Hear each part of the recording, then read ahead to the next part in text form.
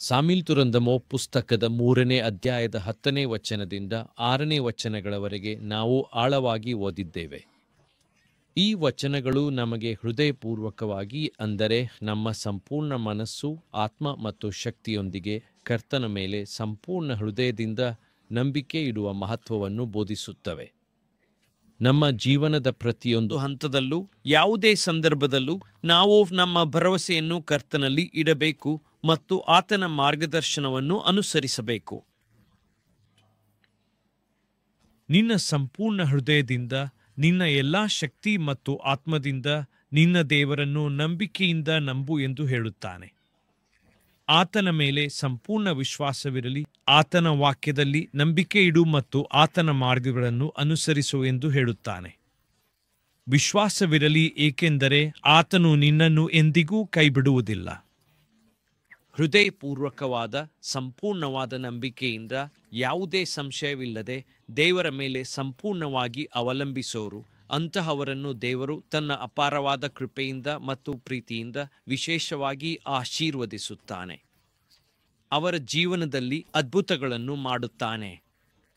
ಎರಡನೆಯದಾಗಿ, ಬೈಬಲ್ ಸ್ಪಷ್ಟವಾಗಿ ಹೇಳುತ್ತದೆ, ನಿನ್ನ ಸ್ವಂತ ಬುದ್ಧಿಯ ಮೇಲೆ, ನಿನ್ನ ಸ್ವಂತ ಜ್ಞಾನದ ಮೇಲೆ, ನಿನ್ನ ಸ್ವಂತ ಆಲೋಚನೆಗಳ ಮೇಲೆ, ನಿನ್ನ ಸ್ವಂತ ಅನುಭವಗಳ ಮೇಲೆ ಅವಲಂಬಿಸಬೇಡ ಎಂದು ಹೇಳುತ್ತದೆ. ನಿನ್ನ ಸ್ವಂತ ಜ್ಞಾನ, ನಿನ್ನ ಸ್ವಂತ ಆಲೋಚನೆಗಳ ಮೇಲೆ ನಂಬಿಕೆ ಇಡಬೇಡ ಎಂದು ಬೈಬಲ್ ಸ್ಪಷ್ಟವಾಗಿ ಪದೇ ಪದೇ ಹೇಳುತ್ತದೆ.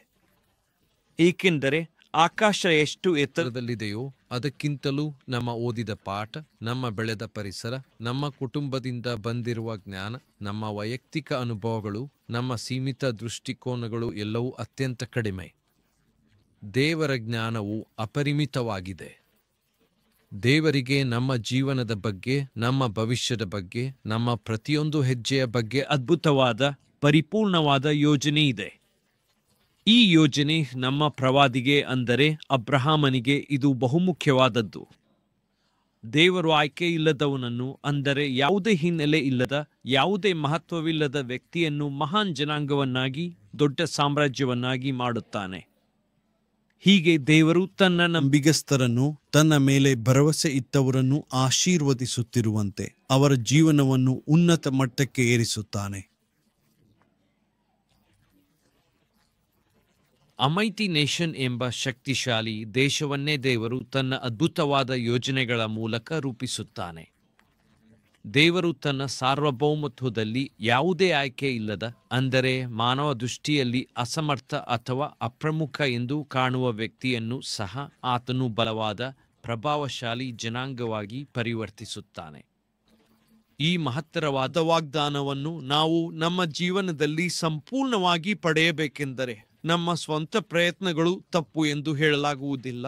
ಆದರೆ ನಮ್ಮ ಪ್ರವಾದಿಗೆ ಸರಿಯಾಗಿ, ಅಂದರೆ ದೇವರ ವಾಕ್ಯವನ್ನು ಸರಿಯಾಗಿ ಅರ್ಥ ಮಾಡಿಕೊಂಡು ದೇವರೊಂದಿಗೆ ಸರಿಯಾದ, ಆಳವಾದ ಹೊಂದಾಣಿಕೆಯಲ್ಲಿ ನಾವು ಇರದೆ, ನಾವು ನಿಜವಾದ, ಅಚಲವಾದ ನಂಬಿಕೆಯಿಂದ ದೇವರ ಮೇಲೆ ಸಂಪೂರ್ಣವಾಗಿ ನಂಬಿಕೆ ಇಡುವುದಿಲ್ಲದಿದ್ದರೆ ದೇವರು ತಾನು ಕೊಟ್ಟ ಆ ಮಾತನ್ನು, ಆ ವಾಗ್ದಾನವನ್ನು ಸರಿಯಾಗಿ ಪೂರ್ಣವಾಗಿ ನೆರವೇರಿಸುವುದಿಲ್ಲ.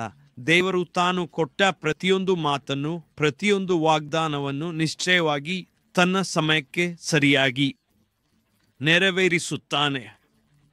ಉದಾಹರಣೆಗೆ, ನಾವು ಬಿಸಿ ಕಾಫಿಯನ್ನು ತಯಾರಿಸಿದ ಮೇಲೆ ಅದನ್ನು ತಕ್ಷಣವೇ ಕುಡಿಯಲು ಸಾಧ್ಯವಿಲ್ಲ. ಅದನ್ನು ಕುಡಿಯಲು ಸ್ವಲ್ಪ ಸಮಯ ಕಾಯಬೇಕು. ಕೆಲವೊಮ್ಮೆ ಆ ಕಾಫಿ ತಂಪಾಗುತ್ತದೆ. ಅದನ್ನು ಕುಡಿಯಲು ಸರಿಯಾದ ಸಮಯ ಬೇಕಾಗುತ್ತದೆ. ಹಾಗೆ ದೇವರ ಆಲೋಚನೆಗಳು, ದೇವರ ವಾಕ್ಯಗಳು, ದೇವರ ಚಿತ್ತದಂತೆ ನಾವು ಸಂಪೂರ್ಣವಾಗಿ ನಡೆದುಕೊಂಡಾಗ ಮಾತ್ರ ದೇವರು ಆ ಮಹತ್ತರವಾದ ವಾಗ್ದಾನವನ್ನು ನಮ್ಮ ಜೀವನದಲ್ಲಿ ತನ್ನ ಪರಿಪೂರ್ಣ ಸಮಯದಲ್ಲಿ ನೆರವೇರಿಸುತ್ತಾನೆ. Hallelujah, hallelujah. ಈ ಅಮೂಲ್ಯವಾದ ವಾಗ್ದಾನವನ್ನು ನಾವು ದೃಢವಾಗಿ ಹಿಡಿದುಕೊಂಡು ನಮ್ಮ ನಂಬಿಕೆಯಲ್ಲಿ ಬಲವಾಗಿ ನಿಂತು ನಾವು ಮುಂದಕ್ಕೆ ಸಾಗಬೇಕು. ದೇವರು ನಮಗೆ ಕೊಟ್ಟಿರುವ ಈ ಅದ್ಭುತವಾದ ವಾಗ್ದಾನವನ್ನು ನಾವು ದೃಢವಾಗಿ ಹಿಡಿದುಕೊಂಡು ಯಾವುದೇ ಸಂದೇಹವಿಲ್ಲದೆ ನಾವು ಮುಂದಕ್ಕೆ ಸಾಗಬೇಕು. ನನಗೆ ಬಹಳ ಇಷ್ಟವಾದ ಬೈಬಲ್ ಪುಸ್ತಕಗಳಲ್ಲಿ ಒಂದು ಎಂದರೆ ಹೀಬ್ರೂ ಪತ್ರಿಕೆಯ 11ನೇ ಅಧ್ಯಾಯ. ಈ ಅಧ್ಯಾಯದಲ್ಲಿ ನಂಬಿಕೆಯ ಅನೇಕ ಹೀರೋಗಳು ಇದ್ದಾರೆ. ನಂಬಿಕೆಯಲ್ಲಿ ಬದುಕಿದ ಹೀರೋಗಳು ಮತ್ತು ಹೀರೋಯಿನ್ಸ್ ಬೈಬಲ್ ಇತಿಹಾಸದಲ್ಲಿ ನಂಬಿಕೆಯಿಂದ ನಡೆದುಕೊಂಡವರು. ಅವರ ಹೆಸರುಗಳು ಕಾಲಾನಂತರದಲ್ಲಿ ಮಧ್ಯದಲ್ಲಿ ಮಾಯವಾಗಲಿಲ್ಲ. ಅವರು ಅಬ್ರಹಾಮನ ಜೊತೆಗೆ ದೇವರು ಅವನನ್ನು ಮತ್ತು ಅವನ ಸಂಬಂಧಿಕರನ್ನು ಕರೆದುಕೊಂಡು ಹೋಗಲು ಹೇಳಿದನು, ಏಕೆಂದರೆ ಅಬ್ರಹಾಮನನ್ನು ಕರೆದುಕೊಂಡು ಹೋಗಲು ಅವನ ಸಂಬಂಧಿಕರನ್ನು ಬಿಡಬೇಕೆಂದು ದೇವರು ಹೇಳಿದನು. ಆದರೆ ಅನೇಕ ಮಂದಿ ಅಬ್ರಹಾಮನೊಂದಿಗೆ ಪ್ರಯಾಣ ಆರಂಭಿಸಿದರು. ಆದರೆ ಅಬ್ರಹಾಮನೊಂದಿಗೆ ಪ್ರಯಾಣ ಮಾಡುವ ಮಧ್ಯದಲ್ಲಿ ಅನೇಕ ಸಮಸ್ಯೆಗಳು ಉಂಟಾದವು. ಲೋತು ಮತ್ತು ಅವನ ಕೆಲಸಗಾರರು, ಅಬ್ರಹಾಮನ ಕೆಲಸಗಾರರು ನಡುವೆ ಜಗಳ ಉಂಟಾಯಿತು. ಇದರಿಂದ ಒಂದು ಪರಿಸ್ಥಿತಿ ಉಂಟಾಯಿತು. ಅವರು ಕೂತು ಮಾತನಾಡಿದರು. ಅಬ್ರಹಾಮನು ಲೋತನಿಗೆ, ನೀನು ಬಲಭಾಗಕ್ಕೆ ಹೋಗುತ್ತಿ ಎಂದರೆ ನಾನು ಎಡಭಾಗಕ್ಕೆ ಹೋಗುತ್ತೇನೆ, ನೀನು ಪೂರ್ವ ದಿಕ್ಕಿಗೆ ಹೋಗುತ್ತಿ ಎಂದರೆ ನಾನು ಪಶ್ಚಿಮ ದಿಕ್ಕಿಗೆ ಹೋಗುತ್ತೇನೆ ಎಂದು ಹೇಳಿದನು. ದೇವರು ಕೊಟ್ಟ ವಾಗ್ದಾನವನ್ನು ನಂಬಿಕೊಂಡು ಇದ್ದವನಾದರೆ ಏನು ಮಾಡಬೇಕು? ಅಬ್ರಹಾಮನು ನೀನು ಆಯ್ಕೆ ಮಾಡು ಎಂದು ಹೇಳಿ ಅವನು ಬೇರೆ ದಿಕ್ಕಿಗೆ ಹೋಗಲು ಅವಕಾಶ ನೀಡಿದನು. ಅವನು ಎಲ್ಲಿಗೆ ಹೋದನು? ಅವನು ಸೊದೋಮ ಮತ್ತು ಗೊಮೋರದ ಕಡೆಗೆ ಹೋಗಿಬಿಟ್ಟನು. ಅವನ ಕಾಲದಲ್ಲೇ, ಅಂದರೆ ಆ ಪ್ರಾಚೀನ ಕಾಲದಲ್ಲೇ, ಇಂದಿನ ಆಧುನಿಕ ಕಾಲದಲ್ಲೂ ಒಂದು ಸುಸಜ್ಜಿತವಾದ ಮತ್ತು ಅಭಿವೃದ್ಧಿ ಹೊಂದಿದ ನಗರ ಹೇಗಿರುತ್ತದೋ ಹಾಗೆಯೇ ಒಂದು ಅತ್ಯಂತ ಅಭಿವೃದ್ಧಿಪಡಿಸಿದ ಮತ್ತು ಸುಂದರವಾದ ಪಟ್ಟಣ ಎಂದು ಅದನ್ನು ಖಂಡಿತವಾಗಿಯೂ ಹೇಳಬಹುದು.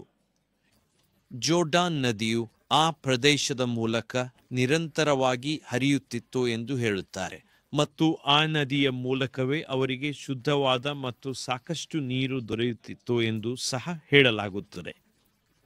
ಆ ಸೊದೋಮ ಮತ್ತು ಗೊಮೊರ ಎಂಬ ನಗರಗಳಿಗೆ ಉತ್ತಮ ಗುಣಮಟ್ಟದ ನೀರು ಲಭ್ಯವಿತ್ತು ಎಂದು ಇತಿಹಾಸಕಾರರು ಹೇಳುತ್ತಾರೆ. ಒಂದು ಉತ್ತಮವಾದ ಮತ್ತು ಸಮೃದ್ಧವಾದ ನಗರಕ್ಕೆ ನಾವು ಸೊದೋಮ ಗೊಮೊರಕ್ಕೆ ಹೋಗೋಣ, ಅತ್ಯಂತ ಅಭಿವೃದ್ಧಿಯಾದ ಮತ್ತು ಸಂಪದ್ಭರಿತವಾದ ನಗರಕ್ಕೆ ಹೋಗೋಣ ಎಂದು ಅಬ್ರಹಾಮನಿಗೆ ಅದು ಬೇಕೆಂದು ಮುಂಚಿತವಾಗಿಯೇ ನಾವು ಆಯ್ಕೆ ಮಾಡಿಕೊಳ್ಳೋಣ ಎಂದು ಲೋತು ಸ್ಪಷ್ಟವಾಗಿ ಹೇಳಿದನು. ನಾನು ಖಂಡಿತವಾಗಿಯೂ ಹೋಗುತ್ತೇನೆ ಎಂದು ಹೇಳಿ ಲೋತು ಅಬ್ರಹಾಮನಿಂದ ಶಾಶ್ವತವಾಗಿ ಬೇರ್ಪಟ್ಟನು. ಅವರು ಆ ಹೊಸ ಪ್ರದೇಶಕ್ಕೆ ಹೋದ ಮೇಲೆ ಅಲ್ಲಿ ಸುಖವಾಗಿ ಬದುಕಿದರು. ಅವರು ಬದುಕುತ್ತಿರುವ ಆ ಪ್ರದೇಶವು ನಿಜಕ್ಕೂ ತುಂಬಾ ಅದ್ಭುತವಾದ ಪ್ರದೇಶವಾಗಿತ್ತು. ಅಲ್ಲಿ ತುಂಬಾ ಒಳ್ಳೆಯ ನೀರು ಲಭ್ಯವಿತ್ತು, ಫಲವತ್ತಾದ ಒಳ್ಳೆಯ ನೆಲವಿತ್ತು ಮತ್ತು ಉತ್ತಮವಾದ ಅಭಿವೃದ್ಧಿ ಸಹ ಇತ್ತು. ಆದರೆ ಸಾರಾ ಮಾತ್ರ ದುಃಖ ಪಡುತ್ತಾಳೆ, ಏಕೆಂದರೆ ದೇವರು ಅವಳನ್ನು ಕರೆಯುತ್ತಾನೆ ಅಲ್ಲವೇ? ದೇವರು ಕರೆಯುವಾಗ ಸೊದೋಮ ಗೊಮೋರವನ್ನು ಕೊಡುತ್ತಾನ? ದೇವರು ಕರೆಯುವಾಗ ನಾವು ಏನು ಮಾಡಬೇಕು? ನಾವು ದೇವರು ಕರೆಯುವಾಗ ಅತ್ಯಂತ ಜಾಗ್ರತೆಯಿಂದ ಮತ್ತು ವಿವೇಚನೆಯಿಂದ ಒಳ್ಳೆಯ ಫಲವನ್ನು ನೀಡುವ, ಆಶೀರ್ವಾದವನ್ನು ತರುವ ಸ್ಥಳವನ್ನು ಆಯ್ಕೆ ಮಾಡಿಕೊಳ್ಳಬೇಕು. ಈಗ ನಮಗೆ ಏನು ಉಳಿದಿದೆ? ಅಬ್ರಹಾಮನಿಗೆ ಏನು ಉಳಿದಿದೆ?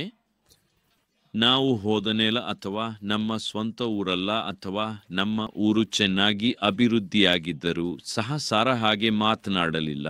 ಅಬ್ರಹಾಮನ ಮಾತಿಗೆ ಸಂಪೂರ್ಣವಾಗಿ ವಿಧೇಯಳಾಗಿದ್ದರು. ಅವಳ ಪಾಪವೇನು ಎಂದರೆ ಸಾರಾ ಆ ಫಲವನ್ನು ತಿನ್ನಲಿಲ್ಲ. ಅವಳು ದೇವರಂತೆ ಆಗಬೇಕೆಂದು ಹೇಳಿ ಆ ನಿಷಿದ್ಧ ಫಲವನ್ನು ತಿನ್ನಲಿಲ್ಲ. ನಂತರ ಅದನ್ನು ತನ್ನ ಗಂಡನಿಗೆ ಕೊಟ್ಟಳು ಮತ್ತು ಇಬ್ಬರು ಅದನ್ನು ತಿಂದರು.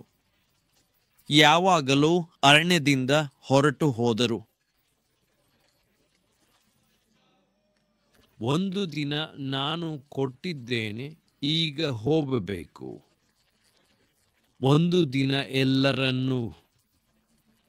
ಇದನ್ನು ಕೇಳಿ ಕೆಲವೊಮ್ಮೆ ದೇವರು ವಾಗ್ದಾನವನ್ನು ಕೊಟ್ಟಿದ್ದಾನೆ ಎಂಬ ಕಾರಣಕ್ಕೆ ನಾವು ಮಧ್ಯದ ದಾರಿಗಳನ್ನು ತೆಗೆದುಕೊಳ್ಳುತ್ತೇವೆ. ಇದು ಸುಳ್ಳು. ದೇವರು ಕೆಲವೊಮ್ಮೆ ನೋಡುತ್ತಾನೆ. 40 ವರ್ಷಗಳ ಸುದೀರ್ಘ ಪ್ರಯಾಣದಲ್ಲಿ ಕನಾನ್ ದೇಶಕ್ಕೆ ಅಬ್ರಹಾಮನವರನ್ನು, ಅವರ ಜನರನ್ನು ಕರೆದುಕೊಂಡು ಹೋಗಲು ಇಸ್ರಾಯೇಲರು 40 ವರ್ಷಗಳು ಮೋಶೆಯೊಂದಿಗೆ ಯಾಕೆ ಏನು? ಯೆಹೋವನು 40 ವರ್ಷಗಳು ಅವರು ಪ್ರಯಾಣ ಮಾಡಿದರು. ಅಲ್ಲಿ ಹೋಗುವುದು ದೊಡ್ಡ ವಿಷಯವಲ್ಲ, ಆದರೆ ಅಲ್ಲಿ ಹೋಗಿ ಆ ಸ್ಥಳವನ್ನು ಸಂಪೂರ್ಣವಾಗಿ ಸ್ವಾಧೀನಪಡಿಸಿಕೊಂಡು ದೊಡ್ಡ ಮಟ್ಟಕ್ಕೆ ಬರಬೇಕಾದರೆ ಒಬ್ಬ ವ್ಯಕ್ತಿ ಲೋತು ಹೋಲುವಂತೆ ಸಣ್ಣ ಸಣ್ಣ ವ್ಯವಹಾರಗಳಿಗೆ ಸುಲಭವಾಗಿ ಒಪ್ಪಂದ ಮಾಡಿಕೊಂಡು ಬಿಡುವುದು, ಸಣ್ಣ ಸಣ್ಣ ವಿಷಯಗಳಿಗೆ ನಮಸ್ಕಾರ ಮಾಡುವುದು, ಸಣ್ಣ ಸಣ್ಣ ವಿಷಯಗಳಿಗೆ ದೇವರಿಂದ ದೂರವಾಗುವುದು, ಸಣ್ಣ ಸಣ್ಣ ವಿಷಯಗಳಿಗೆ ಅವಿಶ್ವಾಸದಿಂದ ಉರಿಯುವುದು, ಸಣ್ಣ ಸಣ್ಣ ವಿಷಯಗಳಿಗೆ ದೇವರನ್ನು ದೂರ ಮಾಡುವುದು. ಇಂದಿನ ದಿನಗಳಲ್ಲಿ ಎಷ್ಟು ಜನರು ಸಣ್ಣ ವಿಷಯಗಳಿಗೆ ಸುಲಭವಾಗಿ ಒಪ್ಪಂದ ಮಾಡಿಕೊಂಡು ಬಿಡುತ್ತಾರೆ. ನಾನು ಎಷ್ಟು ಕಾಲ ಕಾಯುತ್ತಿದ್ದರೂ, ನಾನು ಎಷ್ಟು ಕಾಲ ಪ್ರಾರ್ಥಿಸುತ್ತಿದ್ದರೂ, ನಾನು ಎಷ್ಟು ಕಾಲ ವಿಶ್ವಾಸದಿಂದ ಇದ್ದರೂ ಅಂತೂ ನಾನು ದೇವರಿಂದ ದೂರವಾಗುತ್ತೇನೆ. ಪ್ರತಿಯೊಬ್ಬರೂ ನೀವು ನೋಡಬಹುದು, ಇವುಗಳನ್ನು ಗಮನಿಸಿ. ನಾನು ಬೈಬಲ್ ಬಗ್ಗೆ ಹೇಳುತ್ತಿದ್ದೇನೆ. ಆ ಬಡ ವಿಧವೆಗೆ ಕೊಟ್ಟಿದೆಯಾ ಅಥವಾ ಕೊಟ್ಟಿಲ್ಲವೋ? ಆ ಚಿಕ್ಕ ಹುಡುಗ 5 ರೊಟ್ಟಿಗಳು 2. ದೇವರ ಬಳಿ ಎಷ್ಟು ಪ್ರಾಣಿಗಳು ಇದ್ದರೂ ಏಕೆ ಬಲಿ ಕೊಡಬೇಕು? ಬಲಿ ಕೊಡುವ ವಿಧಾನ. ಅವಿಶ್ವಾಸದಿಂದ ದೂರ ಹೋಗಬೇಡಿ. ಒಂದು ವಿಷಯ ಇದೆ. ಒಂದು ಕಾಲ ಬ್ರೇಕ್ ಟೈಮ್ 0.5 ಬ್ರೇಕ್ ಟೈಮ್ 0.5. ನೀವು PG ಜೋಯಿನಿಯರಿಂಗ್ ಕೋಲಿ, ಕೆಲವೊಮ್ಮೆ PG ಪದ್ಧತಿ ಕಾಲೇಜುಗಳಲ್ಲಿ ಅವರು ವಿಷಯವನ್ನು ಬೋಧಿಸುತ್ತಾರೆ. ಅವರು ಏನು ಅರ್ಥವಾಯಿತಾ? ಏನನ್ನು ಬರೆದರೆ ನನಗೆ ಪರೀಕ್ಷೆಯಲ್ಲಿ ಅಂಕಗಳು ಬರುತ್ತವೆ ಎಂದರೆ ಹಾಗೆ ಅವರು ಪೊಟ್ಟ ವಿಷಯ ಹಾಗೆಯೇ ಸಿಗುತ್ತದೆ. ನಾನು ಅದನ್ನು ತೆಗೆದುಕೊಳ್ಳುತ್ತೇನೆ. ಯೂಟ್ಯೂಬ್ನಲ್ಲಿ ಸಿಗುವುದನ್ನೆಲ್ಲ ನಾನು ಕಲಿಯುತ್ತೇನೆ. ಸಿಗುವುದನ್ನೆಲ್ಲ ದೇವರಿಗೆ ಸ್ತೋತ್ರಗಳು ಇರಬೇಕು, ಕೇಳಬೇಕು. 10 ಮಂದಿಯನ್ನು ನಾವು ಆರಿಸಬೇಕು. ಸಂಘಕಾಂಪರಿ ವರ್ತಮಾನಗಳು ದೇವರಿಂದ ಬರುತ್ತವೆ. ದೇವರಿಗೆ ಸ್ತೋತ್ರಗಳು ಇರಬೇಕು. ಕುರಿಗಳನ್ನು ಕಾಯುವವನು, ಕುರಿಗಳನ್ನು ಮೇಯಿಸುವವನು ಆ ದೇವರನ್ನು ಕುಳಿತುಕೊಂಡು ನಾನು ಸಂಘಕಂಪಳಾಗಿ ನಿಮ್ಮ ಬಳಿ ತರುತ್ತಿದ್ದಾಗ ಆ ವಾಕ್ಯವನ್ನು ನೀವು ಕೇಳಬೇಕು. ಕಷ್ಟವಾದರೂ ಪರವಾಗಿಲ್ಲ. Break time 0.5 hallelujah. ನಿಮ್ಮ ಪ್ರಿಸ್ಕ್ರಿಪ್ಷನ್ ನೀವು. ನನ್ನ ಅಮ್ಮನನ್ನು ನಾನು ಎಷ್ಟು ಬಾರಿ ಹುಡುಕುತ್ತೇನೆ ಎಂದರೆ, ಏಕೆಂದರೆ ಅಮ್ಮ ಒಂದು ಎಫಾರ್ಸಿಸ್ ಅಂತಾರೆ. ನನ್ನ ತಂದೆ ಒಬ್ಬ ಫಾರ್ಮಸಿಸ್ಟ್. ಅವರು ಡಾಕ್ಟರ್ ಬಳಿ ಹೋಗುತ್ತಾರೆ. ಆ ಮೆಡಿಕಲ್ ಶಾಪ್ನಲ್ಲಿ ಅವರು ಯಾವ ಬಿಲ್ ಕೊಡುತ್ತಾರೆ? ಬಿಲ್ ಕೊಟ್ಟು ತಿನ್ನಬೇಕು ಅಂತಾರೆ. 3 ದಿನ ಬಳಸಬೇಕು. ಬಿಲ್ಲನ್ನು ಏನು ಮಾಡಿದರು? ಪ್ರತಿದಿನ ನೋವು ಇರುತ್ತದೆ. ಪ್ರತಿದಿನ ಬಳಸಲು ಪ್ರಾರಂಭಿಸಿದರು. ನಂತರ ಡಾಕ್ಟರ್ ಬಳಿ ಹೋಗಿ ತೋರಿಸಿದರು. ಮತ್ತೆ ಡಾಕ್ಟರ್ ಬೇರೆಯವರನ್ನು ನೋಡಿದರು. ಮತ್ತೆ ಒಂದು ಪಂಜೆ, ಒಂದು ಹೋದುದು. ಇಮ್ಯಾಜಿನರಿ ಸಮಸ್ಯೆಗಳು ಹೋಗುತ್ತವೆ. ಆದ್ದರಿಂದ ಚಿಕಿತ್ಸೆ, ಪರಿಶುದ್ಧಾತ್ಮ ದೇವರು ನಮಗೆ ಬೇಕಾದವರು ಯಾರು ಎಂದರೆ ಅವರು ದೇವರ ವಾಕ್ಯವನ್ನು ತಿಳಿದವರು. ತಿಳಿಯದವರು ದೇವರ ಬಳಿಗೆ ಹೋಗುತ್ತಾರೆ. ನಾನು ದೇವರ ಇಚ್ಛೆಯನ್ನು ನೋಡಬೇಕೆಂದು ಪ್ರಯತ್ನಿಸುತ್ತಿದ್ದೇನೆ. ಪ್ರಿಯರೇ, ನಾವು ಪ್ರಯಾಣದಲ್ಲಿ ನೋಡಿದಂತೆ ಲೋತು ತಕ್ಷಣ ಆಶೀರ್ವಾದ ಪಡೆದ, ತಕ್ಷಣ ಒಪ್ಪಂದ ಮಾಡಿಕೊಂಡ, ತಕ್ಷಣ ಎಲ್ಲೆಡೆ ಹೋಗಿ ನೋಡುತ್ತೇವೆ. ಕಣಿವೆಗಳಲ್ಲೇ ಹೋಗಿ ನೋಡುತ್ತೇವೆ. ಯಾರಾದರೂ ನಿನಗೆ ಎಷ್ಟು ಕೊಡುತ್ತಾರೆ ಅಷ್ಟು ನಿನಗೆ ಸ್ವಂತವಾಗುತ್ತದೆ. ಕಣಿವೆಗಳಲ್ಲೇ ನೋಡುತ್ತೇವೆ. ಹಲ್ಲೆಲೂಯ. ಏಕೆಂದರೆ ದೇವರು ಕೊಡುತ್ತೇನೆ ಎಂದಾಗ ಆ ದೃಷ್ಟಿ ಸಾಮಾನ್ಯವಾಗಿರಬಾರದು. ಹಲ್ಲೆಲೂಯ. ಕೋಟಿ ರೂಪಾಯಿ ಸಂಪಾದಿಸಿದರೆ ಒಂದು ದಿನಕ್ಕೆ ಅವನಿಗೆ ಹಣ ಇರುತ್ತದೆ. ಇವತ್ತಿನ ಕಾಲದಲ್ಲಿ ಭಿಕ್ಷೆ ಕೇಳಲು ಕೋಟ್ಯಾಂತರ ರೂಪಾಯಿಗಳನ್ನು ಕೇಳುತ್ತಾರೆ. ದೇವರಿಗೆ ಸ್ತೋತ್ರಗಳು ಇರಲಿ. ಹಲ್ಲೆಲೂಯ. Break time 0.5 S. ಆದುದರಿಂದ ನನ್ನಲ್ಲಿರುವ ಪ್ರತಿಯೊಬ್ಬರಿಗೂ ಯಾವುದೇ ವಿಳಂಬವಿಲ್ಲದೆ ತಕ್ಷಣವೇ ನನಗೆ ಒಂದು ಸ್ಪಷ್ಟವಾದ ಮತ್ತು ಬಲವಾದ ಪ್ರೇರಣೆಯು ಬಂದಿದೆ. ಇದು ನನ್ನ ಮುಂದಿನ ಹೆಜ್ಜೆಗಳನ್ನು ನಿರ್ಧರಿಸಲು ಸಹಾಯ ಮಾಡುತ್ತದೆ ಮತ್ತು ಎಲ್ಲರಿಗೂ ಪ್ರಯೋಜನಕಾರಿಯಾಗಿದೆ ಎಂದು ನಾನು ಭಾವಿಸುತ್ತೇನೆ. ಇದಕ್ಕಾಗಿ ಕಾಕಿನಾಡ ಪ್ರತಿಯೊಬ್ಬರೂ SP ಅವಿಸ್ ಅಮಲಾಪುರಂ ಬರಬೇಕು. ನನ್ನ ಕಲೆಕ್ಟರ್ ಗಾರಿಯವರು ಬೇಕು. ಕಲೆಕ್ಟರ್ ಗಾರಿಯವರು ನನ್ನ ಹತ್ತಿರ ಇರಬೇಕು. ಈ ಸಭೆಗೆ ಕಾಕಿನಾಡದಿಂದ ಪ್ರತಿಯೊಬ್ಬರೂ, ಅಂದರೆ SP ಅವಿಸ್ ಮತ್ತು ಅಮಲಾಪುರನಿಂದ ಬರಬೇಕು. ನನ್ನ ಕಲೆಕ್ಟರ್ ಗಾರಿಯವರು, ಅಂದರೆ ಜಿಲ್ಲಾಧಿಕಾರಿಗಳು ಈ ಸಭೆಯಲ್ಲಿ ಉಪಸ್ಥಿತರಿರಬೇಕು. ಅವರು ನನ್ನ ಹತ್ತಿರ ಇರಬೇಕು, ಅಂದರೆ ನನ್ನೊಂದಿಗೆ ನಿಕಟವಾಗಿ ಕೆಲಸ ಮಾಡಬೇಕು. ಕೆಲವು ಪಾಸ್ಟರ್ಗಳು ಕರ್ನಾಟಕದಿಂದ ಬಂದು ಜಿಲ್ಲೆ ಆಗಬೇಕು ಅಂತಾರೆ. ಅವರು ತಮ್ಮ ಪ್ರದೇಶವನ್ನು ಹೊಸ ಜಿಲ್ಲೆಯನ್ನಾಗಿ ಮಾಡಲು ಬಯಸುತ್ತಾರೆ. ಜಿಲ್ಲೆ ಆಗಬೇಕು ಅಂದರೆ ಗದ್ಯಸ್ ತಮ್ಮನ್ನು ಒಂದು ಜಲ ಮಾಡುತ್ತಾರೆ. ಅಂದರೆ ಜಿಲ್ಲೆಯ ರಚನೆಗೆ ಸಂಬಂಧಿಸಿದಂತೆ ಒಂದು ನಿರ್ದಿಷ್ಟ ಪ್ರಕ್ರಿಯೆ ಮತ್ತು ನಿಯಮಾವಳಿಗಳನ್ನು ಅನುಸರಿಸಬೇಕಾಗುತ್ತದೆ. ಎಲ್ಲರೂ ಮನಸ್ಸಿನಲ್ಲಿ ಇರುತ್ತಾರೆ, ಏನು ಮಾಡಿಲ್ಲ. ಅಂದರೆ ಈ ವಿಷಯದ ಬಗ್ಗೆ ಎಲ್ಲರಿಗೂ ಅರಿವಿದೆ, ಆದರೆ ಇನ್ನೂ ಯಾವುದೇ ನಿರ್ದಿಷ್ಟ ಕ್ರಮ ಕೈಗೊಂಡಿಲ್ಲ. ನಾವು ದೇವರ ಮಂದಿರದಲ್ಲಿ ಶನಿವಾರ ಉಪವಾಸ. ಇದು ಒಂದು ಧಾರ್ಮಿಕ ಆಚರಣೆಯಾಗಿದ್ದು, ಶನಿವಾರದಂದು ದೇವರ ಮಂದಿರದಲ್ಲಿ ಉಪವಾಸ ಮಾಡುವುದು ಒಂದು ಸಂಪ್ರದಾಯವಾಗಿದೆ.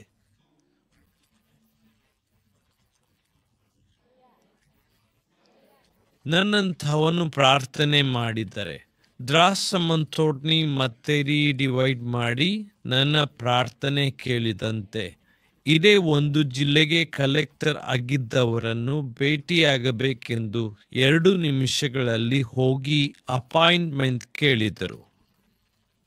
Break time 0.5 S. ದೇವರಿಗೆ ಸ್ತೋತ್ರಗಳು. ಗೇಕ ಮಾನ್ಕೊಂಡಿ ಎಲ್ಲವೂ ರಿಸೋರ್ಸ್ ಇಲ್ಲ, ಇಲ್ಲಿ ಸಿಟಿ ಆಗುತ್ತದೆ. ದೇವರಿಗೆ ಸ್ತೋತ್ರಗಳು. ಕೇಕ. ಅಲೆಲೂಯ. ಕ್ರಿಸ್ಮಸ್ ಸಂಭ್ರಮದಲ್ಲಿ ಆಗ MP ಆಗಿದ್ದವರು, MP ಆಗಿದ್ದವರು, MP ಆಗಿದ್ದವರು, MP ಆಗಿದ್ದವರು, MP ಆಗಿದ್ದವರು, MP ಆಗಿದ್ದವರು, MP ಆಗಿದ್ದವರು ಎಂಪ. ಇಲ್ಲಿ ವಿಲ್ಲಾಲೆಂಡಿನ ಹಣ ಕಡಿಮೆ ಇದೆ, ಇಲ್ಲಿ ಬಟ್ನವೆಲ್ಲಿದೆ. ಮಣಿಕ್ ಸ್ಟೇಷನ್ ವಿಶ್ಚುತ್ತದೆ. ದೇವರಿಗೆ ಸ್ತೋತ್ರಗಳು. ಕಾಕ.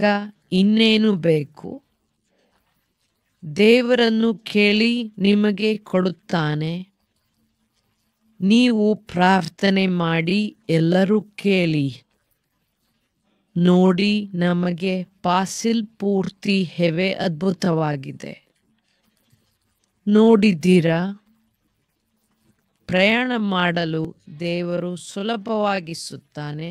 ಈಗ ಅಭಿವೃದ್ಧಿ ಮಾಡುತ್ತಿದ್ದಾನೆ. ಇಲ್ಲದಿದ್ದನ್ನು ಇದ್ದಂತೆ ಕಲ್ಪಿಸುವುದೇ ನಂಬಿಕೆ. ಮೆಡಿಕಲ್ ರಿಪೋರ್ಟ್ಗಳು ಚೆನ್ನಾಗಿಲ್ಲ ಎಂದು ಹೇಳಿದಾಗ ನಾವು ನಂಬಬೇಕು.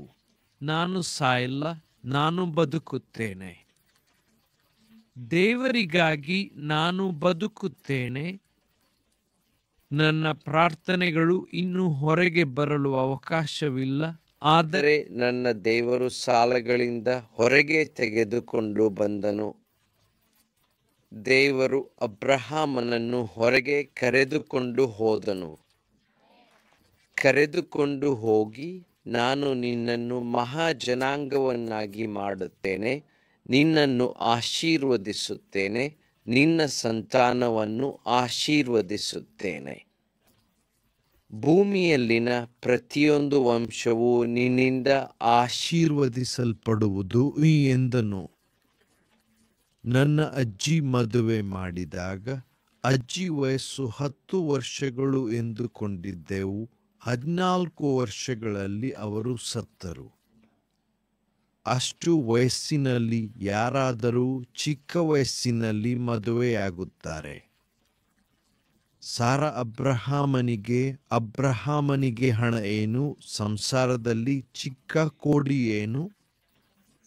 ಅಬ್ರಹಾಮನೇ, ನನ್ನನ್ನು ಅನುಸರಿಸಿ ಬಾ, ನಿನ್ನನ್ನು ಆಶೀರ್ವದಿಸುತ್ತೇನೆ ಎಂದು ದೇವರು ಹೇಳಿದರು. Break time 0.5s. ನಿನ್ನ ತಂದೆಯ ಮನೆ ಬಿಡು, ನನ್ನನ್ನು ಅನುಸರಿಸು. ನಿನ್ನ ಸಾರಿ ಹೆಂಡತಿ ಗರ್ಭವತಿಯಾಗುತ್ತಾಳೆ. ಆಗರನನ್ನು ತೆಗೆದುಕೊಂಡು ಅವಳನ್ನು ಸೇರಿಸಿದಾಗ ಅವಳಿಗೆ ಗರ್ಭವಾಯಿತು. ಗರ್ಭವತಿಯಾದಳು. ಅಲೆಲುಯ. ಆ ದಾರಿಗಳಲ್ಲಿ ದೇವರು ಪ್ರತ್ಯಕ್ಷವಾಗುತ್ತಿದ್ದಾನೆ.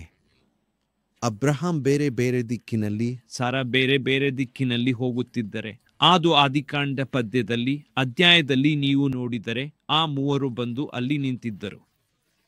ಮಮ್ರೆಯ ಅರಣ್ಯದ ಬಳಿ ಸಾರಾ ಇದ್ದಳು. ಅವಳು ನಗುತ್ತಿದ್ದಳು. ಅಂತಹ ಸಮಯದಲ್ಲಿ ದೇವರಿಗೆ ವಾಗ್ದಾನವಿತ್ತು, ನಿನ್ನ ತಂದೆಯ ಮನೆಯನ್ನು ಸಂಪೂರ್ಣವಾಗಿ ತ್ಯಜಿಸಿ ನನ್ನ ಮಾರ್ಗವನ್ನು ಅನುಸರಿಸು. ನಿನ್ನ ಪತ್ನಿ ಸಾರಾಳು ಗರ್ಭವತಿಯಾಗುತ್ತಾಳೆ ಎಂಬುದು ನನ್ನ ವಾಗ್ದಾನ. ಆಗರನನ್ನು ಕರೆದುಕೊಂಡು ಅವಳನ್ನು ತನ್ನ ಬಳಿ ಸೇರಿಸಿದಾಗ ದೇವರು ತನ್ನ ಅದ್ಭುತ ಶಕ್ತಿಯಿಂದ ಅವಳಿಗೆ ಗರ್ಭವನ್ನು ದಯಪಾಲಿಸಿದನು. ಅವಳು ಗರ್ಭವತಿಯಾದಳು. ಇದು ನಿಜಕ್ಕೂ ಒಂದು ಅದ್ಭುತ. ಅಲೆಲೂಯ. ಆ ದಾರಿಗಳಲ್ಲಿ, ಅಂದರೆ ಅಬ್ರಹಾಂ ಮತ್ತು ಸಾರಾ ಅವರ ಜೀವನದ ಪ್ರತಿಯೊಂದು ಹೆಜ್ಜೆಯಲ್ಲೂ ದೇವರು ತನ್ನ ಅಸ್ತಿತ್ವವನ್ನು ಮತ್ತು ತನ್ನ ಶಕ್ತಿಯನ್ನು ಪ್ರತ್ಯಕ್ಷವಾಗಿ ತೋರಿಸುತ್ತಿದ್ದಾನೆ. ಅಬ್ರಹಾಂ ಒಂದು ದಿಕ್ಕಿನಲ್ಲಿ, ಸಾರಾ ಇನ್ನೊಂದು ದಿಕ್ಕಿನಲ್ಲಿ ತಮ್ಮ ಪ್ರಯಾಣವನ್ನು ಮುಂದುವರಿಸುತ್ತಿದ್ದಾಗ ಆದಿಕಾಂಡದ ಆ ನಿರ್ದಿಷ್ಟ ಪದ್ಯದಲ್ಲಿ, ಆ ನಿರ್ದಿಷ್ಟ ಅಧ್ಯಾಯದಲ್ಲಿ ನೀವು ಸೂಕ್ಷ್ಮವಾಗಿ ಗಮನಿಸಿದರೆ ಆ ಮೂವರು ದೇವದೂತರು ಅಥವಾ ದೇವರ ಪ್ರತಿನಿಧಿಗಳು ಬಂದು ಅಲ್ಲಿ ನಿಂತಿದ್ದರು. ಮಮ್ರೆಯ ಅರಣ್ಯದ ಸಮೀಪದಲ್ಲಿ ಸಾರಾ ಇದ್ದಳು ಮತ್ತು ಅವಳು ಆಶ್ಚರ್ಯದಿಂದ ನಗುತ್ತಿದ್ದಳು, ಏಕೆಂದರೆ ಆ ವಯಸ್ಸಿನಲ್ಲಿ ಗರ್ಭವತಿಯಾಗುವುದು ಅವಳಿಗೆ ನಂಬಲಾಗದ ವಿಷಯವಾಗಿತ್ತು. ಅಂತಹ ಒಂದು ಅಸಾಧ್ಯವಾದ ಸಮಯದಲ್ಲಿ ದೇವರು ಅವರಿಗೆ ಒಂದು ಮಹತ್ತರವಾದ ವಾಗ್ದಾನವನ್ನು ನೀಡಿದ್ದನು. ಅದು ಅವರ ಜೀವನದಲ್ಲಿ ಒಂದು ಹೊಸ ಅಧ್ಯಾಯವನ್ನು ಪ್ರಾರಂಭಿಸಿತು. ಅಬ್ರಹಾಮನು ಕೂಡ ದಬ್ಬಿ ಸಂಸಾರವನ್ನು ಕರೆದುಕೊಂಡನು. Break time 0.5s. ಆದ್ದರಿಂದ ಎಲ್ಲವನ್ನೂ ಸಂಪೂರ್ಣವಾಗಿ ತ್ಯಜಿಸಬೇಕು. ದೇವರು ಎಂದಿಗೂ ತಡವಾಗುವುದಿಲ್ಲ. Break time 0.5s. ಅವನು ಸರಿಯಾದ ಮತ್ತು ಸೂಕ್ತವಾದ ಸಮಯದಲ್ಲಿ ನಿನ್ನನ್ನು ಖಂಡಿತವಾಗಿಯೂ ಎತ್ತಿ ಹಿಡಿಯುತ್ತಾನೆ. Break time 0.5s. ಎಲ್ಲಕ್ಕೂ ಒಂದು ನಿರ್ದಿಷ್ಟ ಸಮಯವಿದೆ, ಎಲ್ಲಕ್ಕೂ ಒಂದು ನಿರ್ದಿಷ್ಟ ಕಾಲವಿದೆ. Break time 0.5s. ಅವನು ಸರಿಯಾದ ಮತ್ತು ನಿಖರವಾದ ಸಮಯದಲ್ಲಿ ನಿನ್ನನ್ನು ಎತ್ತಿ ಹಿಡಿಯುತ್ತಾನೆ ಮತ್ತು ಸಮೃದ್ಧವಾದ ಫಲವನ್ನು ಕೊಡುತ್ತಾನೆ. Break time 0.5s. ಸರಿಯಾದ ಸಮಯದಲ್ಲಿ ದೇವರು ನಿನಗೆ ಅತ್ಯುತ್ತಮವಾದ ಒಳ್ಳೆಯದನ್ನು ಕೊಡುತ್ತಾನೆ. Break time 0.5s. ಹಳೆಯದನ್ನು ಸಂಪೂರ್ಣವಾಗಿ ಬಿಡಿ, ಹೊಸದನ್ನು ಸಂತೋಷದಿಂದ ಸ್ವೀಕರಿಸಿ. Break time 0.5s. ಇಂತಹ ನಿರ್ಣಾಯಕ ಸಮಯದಲ್ಲಿ ಪಾಸ್ಟರ್ ಪ್ರಾರ್ಥನೆ ಮಾಡುತ್ತಾರೆ. Break time 0.5s. ಪಾಸ್ಟರ್ ಪ್ರಾರ್ಥನೆ ಮಾಡುತ್ತಾರೆ ಎಂದರೆ ಆ ನಿರ್ದಿಷ್ಟ ಸಮಯದಲ್ಲಿ ಆ ಸ್ಥಳವನ್ನು ಬೆಟ್ಟಕ್ಕೆ ರಾಜಕೀಯವಾಗಿ ಕೊಡುವುದಕ್ಕೆ ಕೇಳುತ್ತಾರೆ. Break time 0.5s. ಈ ಅಮೂಲ್ಯವಾದ ಸ್ಥಳವನ್ನು ಮಾರುತ್ತೀಯಾ ಎಂದು ಅವರು ಕೇಳುತ್ತಾರೆ. Break time 0.5s. ಎಷ್ಟು ವರ್ಷಗಳಿಂದ ಇದನ್ನು ಮಾರಬೇಕೆಂದು ಅವರು ಸ್ಪಷ್ಟವಾಗಿ ಕೇಳುತ್ತಾರೆ. Break time 0.5s. ಎಷ್ಟು ರೂಪಾಯಿಗೆ ಈ ಸ್ಥಳವನ್ನು ಮಾರುತ್ತೀಯಾ ಎಂದು ಅವರು ಪ್ರಶ್ನಿಸುತ್ತಾರೆ. Break time 0.5s. 10 ಲಕ್ಷಕ್ಕೆ ಮಾರುತ್ತೀಯಾ ಎಂದು ಅವರು ಕುತೂಹಲದಿಂದ ಕೇಳುತ್ತಾರೆ. Break time 0.5s. ಹೌದು, 19 ಲಕ್ಷಕ್ಕೆ ಕೊಡುತ್ತೀಯಾ ಎಂದು ಅವರು ಮತ್ತೊಮ್ಮೆ ಕೇಳುತ್ತಾರೆ. Break time 0.5s. ಇದರಿಂದ ನಿಮಗೆ ಅಪಾರ ಸಂತೋಷವಾಗುತ್ತದೆಯಲ್ಲ? ಆಲಸ್ಯವು ಆಶೀರ್ವಾದವು. ದೇವರಿಗೆ ಸ್ತೋತ್ರವಾಗಲಿ. ಎಷ್ಟು ಆಲಸ್ಯವಿದ್ದರೂ ಆ ರೀತಿ ಇದ್ದರೆ ನೀನು ಹೆಚ್ಚಾಗಿ ಬೆಳೆದು ಬರುವೆ.